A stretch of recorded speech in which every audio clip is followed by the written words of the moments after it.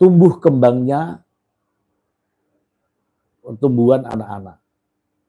Nah, yang jadi persoalan adalah di kompilasi hukum Islam.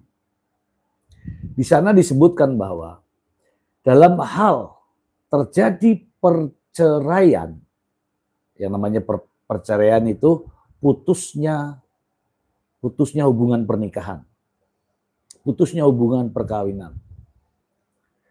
Dalam hal terjadi perceraian untuk anak, ini ya, anak di bawah usia 12 tahun,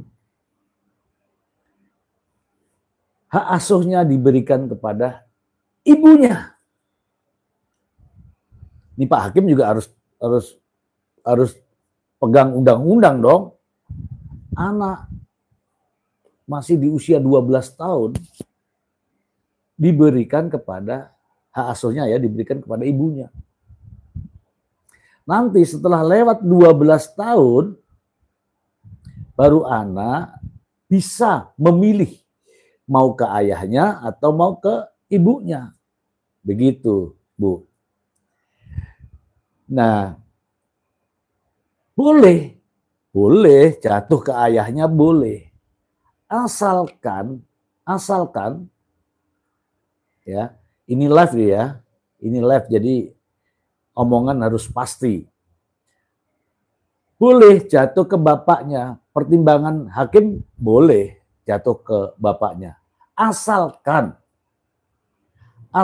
ya, minimal 3 hal ini. Ini 2 ya, 3 ya. Minimal 3 hal.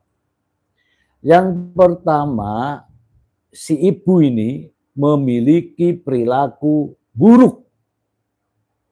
Apa itu perilaku buruk? Suka minum minuman keras, itu perilaku buruk.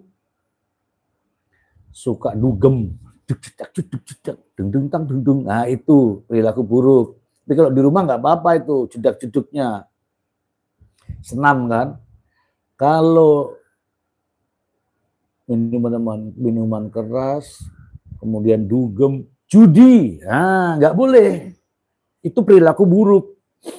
Kemudian menjadi wanita malam, nah itu perilaku buruk. Nah kalau itu salah satunya, hak asuh anak diberikan ke bapaknya. Itu yang pertama. Yang kedua, ibunya sedang menghadapi persoalan hukum yang berat. Persoalan hukum yang berat, yang ancaman hukumannya itu 5 tahun ke atas.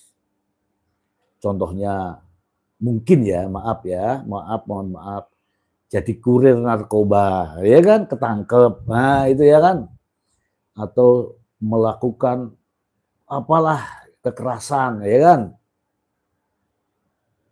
Kemudian emosional dan sebagainya. Pokoknya perilaku buruk lah. Dan yang ketiga adalah ibunya ini sudah bisa mengatakan bahwa aku nggak punya duit finansial.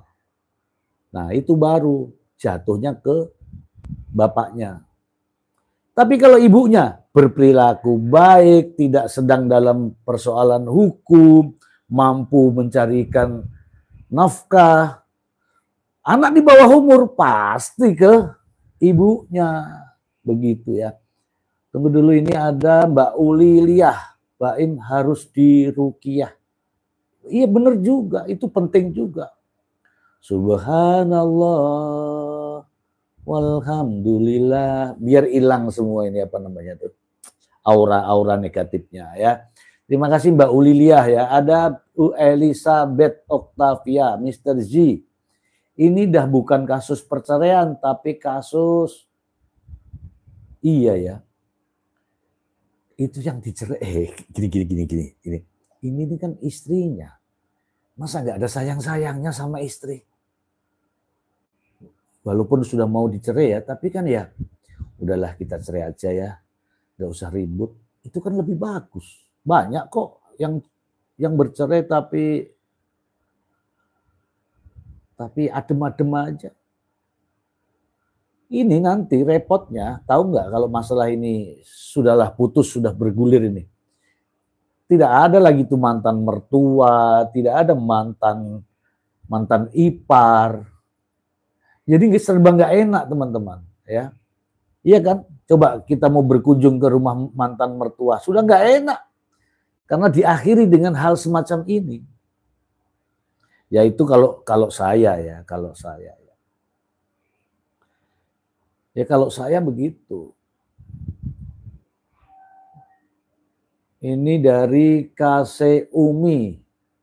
Minta diruqyah di atas jembatan layang. Terus dijatuhkan ke laut, Mister. Wah ini saya mau bertanya dulu ini. Tolong ditunjukkan jembatan layang yang di bawahnya ada laut. Oh ada ya, di Madura itu ya. Di Madura ada, ya. Bu, kalau menurut Ibu, ini ya, saya tanya narasumber saya ya. Narasumber saya nggak mau nampak karena nggak cukup honornya nggak cukup. Bu, kalau pendapat ini tadi di ruqyah, menurut Ibu gimana? Ruqyah itu ngilangin setan loh itu. Ya, gimana? Kayaknya setan aja tunduk ya, tunggu. Kalau di ruqyah ya boleh buat cuci pikirannya biar bersih, hatinya biar bersih. Apalagi ya? Biar bersih, biar hatinya bersih, pikirannya bersih. Iya. Dompetnya bersih nggak dompetnya? Nah, itu kalau bersih. Jangan kalau dompet. Ya, yang penting hatinya sih. Hatinya ya. Ini benar juga. Jadi teman-teman ya di sini ada narasumber yang tak nampak ya, misterius ya. Namanya Misterius ya. Dia mengatakan setuju kalau diruqyah supaya pikirannya bersih, jernih, hatinya juga bersih. Mungkin teman-teman ada pendapat-pendapat lain ya. Ini bebas ya, tapi jangan ekstrim lah ya. Bebas tapi jangan ekstrim. Jadi gini ya teman-teman ya. Mungkin sakit ya ketika wanita yang melahirkan anak, yang hamil itu mengandung ya bahasanya. Mengandung 9 bulan, kesana kemari serba nggak enak, mau makan ini nggak enak, mau makan itu nggak enak. Bener kan kalau lagi hamil kan begitu.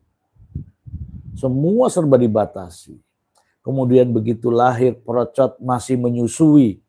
Berapa tahun tuh menyusui ya? 1 tahun lebih ya? 2 tahun ya? 2 tahun menyusuin sana kemari ya toh. Mestinya mengutamakan anak daripada mengutamakan tubuh ibunya. Terkadang itu ibunya masih belepotan tuh, yang penting anaknya, gitu ya kan. Nah sekarang, udah 2 kali lagi nih si Paula ini. Belum selesai urusannya dengan anak yang pertama, hamil lagi dengan anak yang kedua. Betapa repotnya itu kan. Nah sekarang, tiba-tiba begitu bercerai, anaknya diminta sama ayahnya. Perasaannya seandainya nih ya, ini kan sesuai judul ya. Seandainya kamu jadi dia, bagaimana perasaannya? Ya mudah-mudahan juga Mbak Im juga bisa nonton di sini ya. Kalau nggak sedang live TikTok, Mbak Im boleh nonton. Kita mau mengungkap sejauh mana empati ya, rasa empati ya. Empati seorang ibu. Bagaimana jika kamu nih sudah mengandung 9 bulan, nyusuin 2 tahun, ngurus badan saja kagak. Tiba-tiba setelah lahir anaknya, bagus anaknya, tiba-tiba diambil, diminta. Walaupun dengan ini dasarnya ada dasar hukumnya, boleh-boleh saja. Tapi dengan di publik seperti ini, bagaimana perasaan Anda? Perasaan Anda jika Anda menjadi dia. Oke, saya menunggu pendapat teman-teman ya, menunggu pendapat teman-teman. Saya bertanya kepada narasumber saya, Misterius. Bagaimana jika ibu sudah mengandung 9 bulan, menyusui 2 tahun, nggak peduli dengan badannya yang semakin gembrot, semakin melebar hanya demi anak. Iya. Tiba-tiba anaknya tuh diambil sama ini setelah dicampakkan. Silakan. Mungkin kasihannya sebagai wanita berasa nggak dianggap. Nggak dianggap tuh. Ya nggak. Kalau sebagai istri, gimana ya suami memperlakukan orang yang disayang, kan harusnya ini kan pasangan suami istri ya. Apapun yang terjadi antara kita harusnya nggak bawa-bawa anak, karena ini tuh anak kita gitu. Jangan sampai gara-gara perasaan kita berdua terus bawa perasaan anak-anak, menghancurkan perasaan anak-anak juga. Banyak kok artis di luar sana itu yang bercerai justru kalau perceraian itu bikin broken home, mereka justru membuktikan kalau perpisahan orang tua tuh mungkin jalan buat kedua orang tuanya, tapi kalau ngasuh anak ya tetap nggak mengurangin itu gitu. Mengurangin kasih sayang ya. Ya, ngurangin kasih sayang buat anaknya itu banyak kan contohnya. Ya. Nah intinya, ini saya bisa ambil ya karena misterius tadi itu sambil berkaca-kaca ngomongnya itu, jadi saya mau ini. Intinya, apapun yang terjadi, anak itu jangan sampai mengetahui peristiwa. Kan anak masih di bawah umur gitu kan. Masih di bawah 5 tahun. Anak itu jangan sampai tahu kalau ibunya sama bapaknya sedang ribut.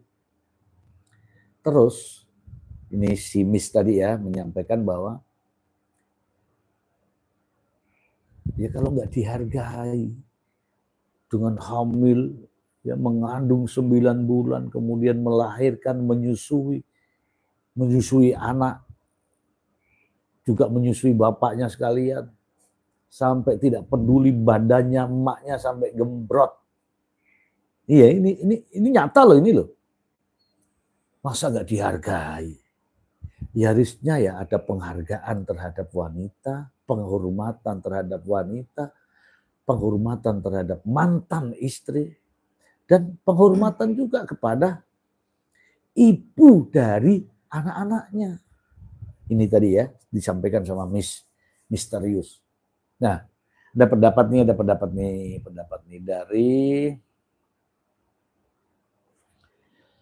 dari Elizabeth Octavia. Mr. Z, sebenarnya si Bain bukan saja ingin menguasai anak, tetapi istrinya. Gimana sih? Oh, aku tahu nih, menguasai, bukan hanya menguasai anak, tapi menguasai istrinya. Maksudnya dalam hal ini mencengkram istrinya gitu ya, tidak memberikan kebebasan. Mungkin ya saya ini miris sekali. Titik. Saya setuju hak asuh anak di ibunya, karena ibu tuh tindak tanduk anak. Oh, ibu tuh tahu tentang ya itu benar itu. Ibu Elizabeth, terima kasih, ini pendapatnya. Saya mengingatkan kepada ibu saya. Ibu saya itu orang bodoh. Benar, ibu saya itu orang bodoh. Tapi saya hormatnya tuh sampai begini nih, hormatnya. Aku tuh kalau ketemu, tapi sudah almarhum ya, cium tangan luar, cium tangan dalam, cium pipi, cium kening. Pokoknya aku peluk-peluk. Walaupun nih mohon maaf ya teman-teman, ibu saya itu baunya kecut. Tapi aku peluk-peluk. Mungkin dulu waktu aku kecil juga disusuin tuh sambil berkeringat kecut enak mungkin ya saya. tapi ingatlah bahwa apa yang kita makan pertama kali setelah di dunia ya, satu-satunya adalah air susu ibunya. Dan itulah yang menumbuhkan kita menjadi daging seperti ini. Sedih rasanya kalau ibu tidak dianggap, ya tidak dianggap. Tidak ada penghormatan, tidak ada penghargaan. Itu saya sedih. Jangan hanya mengukur istri itu duit. Saya kasih tahu nih. Ini aku cerita tentang emak saya ya, emak saya.